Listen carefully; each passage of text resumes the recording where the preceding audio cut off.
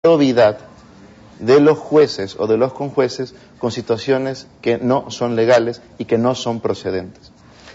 Por ejemplo, es notorio y es público que supuestamente se han circulado fotos por internet que después fueron reproducidas de manera infame, sin señalar autor, sin señalar procedencia, sin señalar siquiera lugar, fechas y horas, por el universo. Es decir, y eso bajo ninguna circunstancia constituye una causal de excusa. ¿Por qué? Perdón, pero según el Código Orgánico de la Función Judicial, cuando hay una amistad íntima, usted dice que estuvo en el exterior, que no lo vio durante 7 años, pero yo también he vivido en el exterior y uno de los amigos de la escuela, del colegio, de la universidad son de toda la vida, aunque no los vea. Exacto, o sea que exacto. Yo pienso que eso ya está superado. El señor ya se excusó, ya no está ahí. Ahora el asunto es que la sala está desintegrada y hay que nombrar otro suplente. Entonces, aquí hay algo interesante, que es una cuestión de fondo. El debido proceso que garantiza el artículo 76 de la Constitución, especialmente el numeral 7, literal K, dice ser juzgado por una jueza o juez independiente, imparcial y competente, ¿verdad? Esto vale para ambas partes.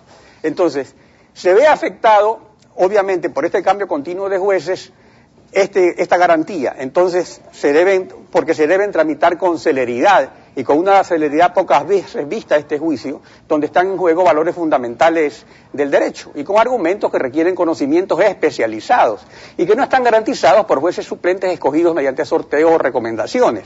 Pero resulta que sobre esta irregularidad solo reclaman los demandados. Entonces aquí eso es una inquietud. Dice, ¿usted está satisfecho con esta situación? ¿Usted cree que así se garantiza una justicia imparcial e independiente con jueces nombrados a última hora? Hoy se va a sortear uno nuevo y ese tiene que el próximo martes ya tomar una decisión. O sea, ¿eso es una garantía? Por supuesto, hay que recordar que atacar la probidad de un juez porque supuestamente sea amigo, que insisto, no es una causal de excusa que ya se ha superado, es tan absurdo como decir que como el doctor Primo Díaz, ilustre catedrático en la Universidad Católica, fue profesor mío y comparte cátedra con el doctor Zavala y con la abogada Mónica Vargas y que da clases de seguridad social y que lleva solo 1 año y medio posesionado en la sala de lo penal, no es apto para conocer el juicio y no es apto para conocer esta causa. Es absurdo, es infame. Pero ese es el caso del doctor Primo Díaz, pero yo le pregunto la otra vez ocurrió que el juez de primera instancia se posesionó un día antes, entonces, y en un día hizo la audiencia y en un día dictó la sentencia.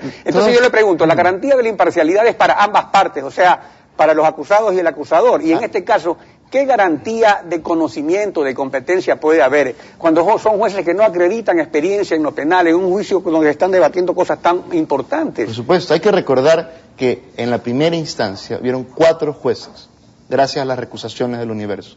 Hay que recordar que quien ha atacado en esta segunda instancia, porque no tienen argumentos jurídicos, es el diario El Universo. ¿Y sabe por qué? Por eso. Porque han presentado malos recursos, porque han fundamentado el recurso de apelación como que si fuese un recurso de casación. Y lo dice expresamente en su pliego de apelación. Es decir, están creando una vez más, están intentando crear una vez más y induciendo error a la opinión pública que las personas que van a conocer el proceso no son aptas, no son probas. Y esto es falso, es una inmoralidad que se ataque la probidad de todas las personas que componen la función judicial y de todas las personas que van a ser designadas dentro de ese proceso. Bueno, no es de todas las personas, pero que hay hechos ya concretos. Por eso a mí me gusta siempre referirme a los hechos concretos, ¿verdad? Por ejemplo, resulta asombroso cómo coincide el juez temporal de la primera instancia con los argumentos del presidente y sus abogados. Por ejemplo, sobre la despenalización de la injuria contra autoridades recomendada por la Corte y la Comisión Interamericana de Derechos Humanos, el juez en la sentencia dice textualmente, dice, la injuria es penalizada en nuestro marco legal. Todo lo demás es parte del debate que debe ser positivado, verbo que no existe en el diccionario, en una reforma legal, así lo dice él. Pero veamos qué es lo que dice el presidente. El presidente Correa, cuando anunció el 10 de agosto ante la Asamblea Nacional que va a presentar un proyecto de nuevo Código Penal, dijo lo siguiente, veamos lo que dijo el presidente. En cuanto a las injurias graves proferidas a cualquier ciudadano, incluyendo y empezando por el presidente de la República o cualquier funcionario público, cualquier ciudadano común y corriente que no trabaje en el servicio público, no entiendo por qué si robar un celular, un carro, una casa significa prisión, el robarle la honra, la reputación a una persona que es mucho más grave, no debe merecer prisión. Pero debatamos al respecto. Entonces, los dos proponen un debate, pero ¿qué es lo que ocurre? Que según el artículo 41 de la Carta Interamericana de Derechos Humanos, las recomendaciones de la Comisión Interamericana tienen fuerza vinculante. El artículo 11, literal 3 de la Constitución ordena que son de directa aplicación para los jueces los derechos y garantías establecidos en la Constitución y los instrumentos internacionales de derechos humanos. Entonces, ¿cómo pueden un juez y el jefe de Estado afirmar que esto es materia de debate solo porque se trata de una querella personal del jefe del Estado? Porque eso es lo que queda. Hay que recordar que la Convención es clarísima y esa falacia que se han inventado las abogadas de la parte contraria es una falacia. La Convención establece como primario el derecho al honor y a la honra. Tanto así que la Convención establece la responsabilidad ulterior cuando, por cualquier medio, se falta al honor, a la dignidad. Y de ahí lo que digan las recomendaciones, lo que diga la Declaración de Principios no es vinculante e insistimos, lo único que tiene jerarquía superior a la Constitución es la Convención, y eso ya ha sido hasta la saciedad demostrado. Es decir, pero yo le cito el artículo 41, según el artículo 41, esas recomendaciones de la Corte y de la Convención son vinculantes justamente porque se refieren a la aplicación de la Carta. Son vinculantes. Entonces ellos interpretan exclusivamente cuando hay partes frente a la jurisdicción de la Corte. Es decir, cuando se llega a algún momento a esas instancias, dependiendo del caso, porque insisto, no es aplicable para todos los casos, se deberá determinar, pero por lo pronto, y en este momento, y con jerarquía de ley para todos los Estados miembros, es la Convención. Y ese es exactamente el error que ha cometido la parte contraria pero resulta que estas recomendaciones, ¿por qué? Porque han querido reevaluar esas circunstancias en el recurso de nulidad y en el recurso de apelación, lo cual no es competente. Y se han dado cuenta de eso y por eso han iniciado nuevamente todo este tipo de infamias y este tipo de mentiras, porque saben que sus recursos están mal presentados. Doctor, pero aquí hay un asunto. Así como hay esta coincidencia entre el juez, los abogados Vera y el presidente, hay también una coincidencia entre la Corte Interamericana, la Comisión Interamericana y los gobiernos de México, de Brasil, de Chile, de Argentina, de Costa Rica, que aceptan esas recomendaciones, que incluso cambian la Constitución de acuerdo a esas recomendaciones. Entonces resulta que según ustedes esas recomendaciones no valen nada. ¿Y cómo es que otros estados soberanos las aceptan? Justamente porque el artículo 41 le da un valor. No, porque en el caso de Argentina había una sentencia previa que obligaba a Argentina a cambiar las leyes de desacato. Hay que insistir que todas estas recomendaciones, que todo esto que supuestamente, insisto, no es vinculante hacia el Estado, habla sobre leyes de desacato, que es el artículo 230. El principio número 10 de la Declaración de Principios de la Comisión Interamericana se refiere a las injurias sobre funcionarios públicos, no solo al desacato. Es el 11 que se refiere al desacato.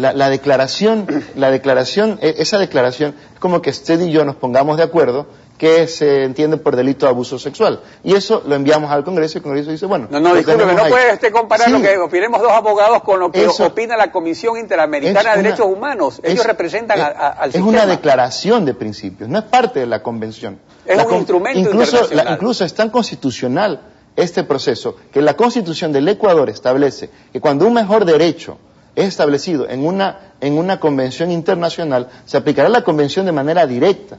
Es decir, y la Convención tiene como mejor derecho al honor y a la dignidad.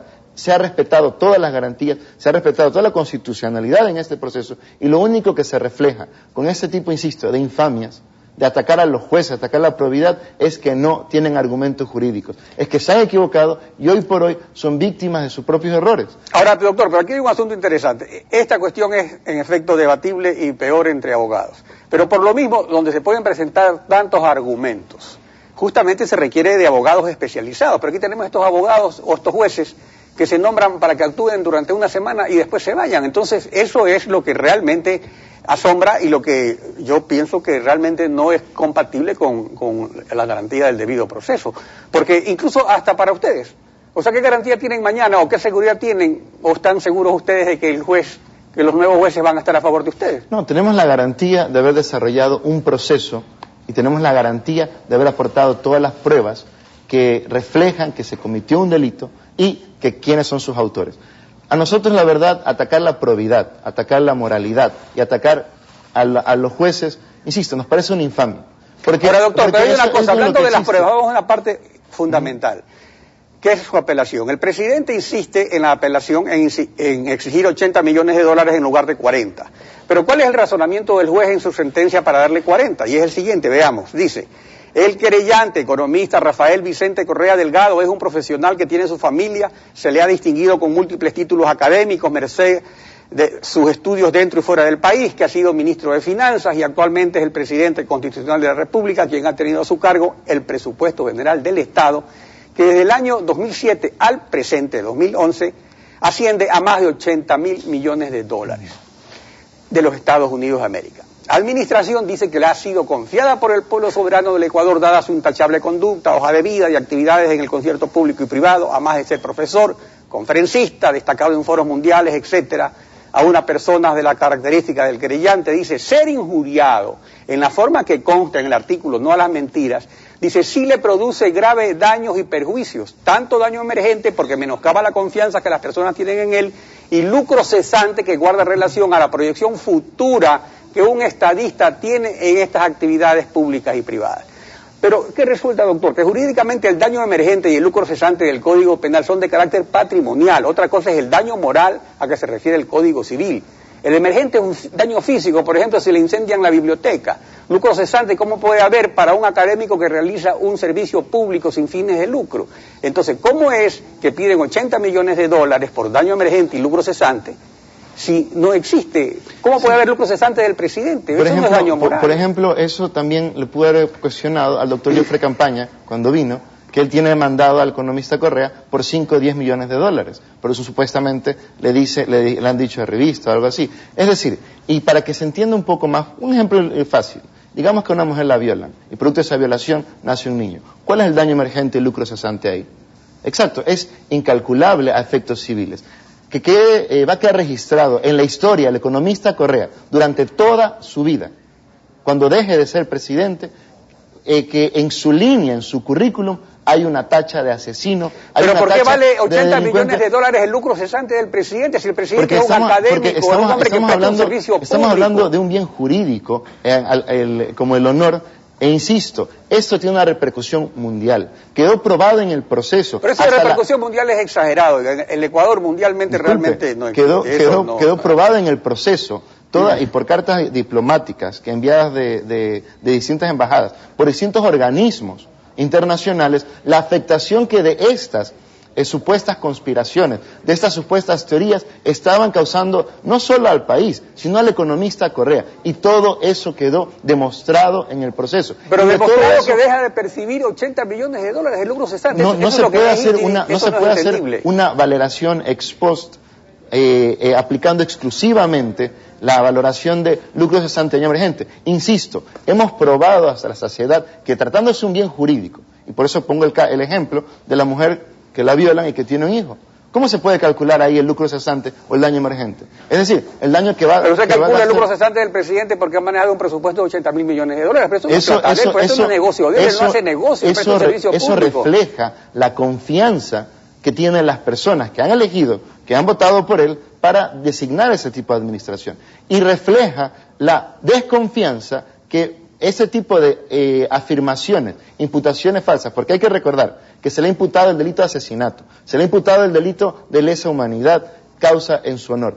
Insisto, a nosotros no nos interesa... El asesinato no se ha imputado porque no se ha determinado como exige el Código Penal. Pero ya, para concluir con esto, doctor, además el juez fijó en 5 millones de dólares sus honorarios y los de su papá. Entonces, ahora en apelación ustedes... ¿Están pidiendo más de eso? ¿Cuánto creen? No, lógicamente que no. Se da el 5% de la cuantía de indemnización, que son 2 millones. Pero si es 80, entonces sería... No, porque se puso 40. Y es falso que hayamos apelado exclusivamente por la cuantía. Estamos apelando porque estamos defendiendo un principio, que es la libertad de expresión con responsabilidad ulterior. No con un magazine que se permite publicar fotos sin autoría. Insisto, a nosotros no nos interesa quién venga a conocer el proceso. Nunca vamos a atacar la probidad de ninguna persona. ¿Por qué? Porque hace falta leer, saber leer ¿cómo van a y atacar escribir. La probidad de los jueces si los jueces coinciden con lo que ustedes dicen? ¿Por qué? Porque hace falta solo saber leer y escribir para determinar que en el artículo no a las mentiras existe injuria calumniosa y para determinar, después de que todo este tiempo Diario El Universo ha expuesto de manera infame las noticias y las infamias que ha querido, es más que nunca autor coadyuvante de este delito. Insisto. Bueno, doctor Vera, en todo caso todo eso se tendrá que ventilar en el juicio. Ojalá, no sabemos quiénes sean los jueces, que sean amigos de quién el próximo. No, insisto, le agradezco, ojalá no tachen ese tipo de le agradezco cuestiones. habernos acompañado hoy en Contacto. Muchísimas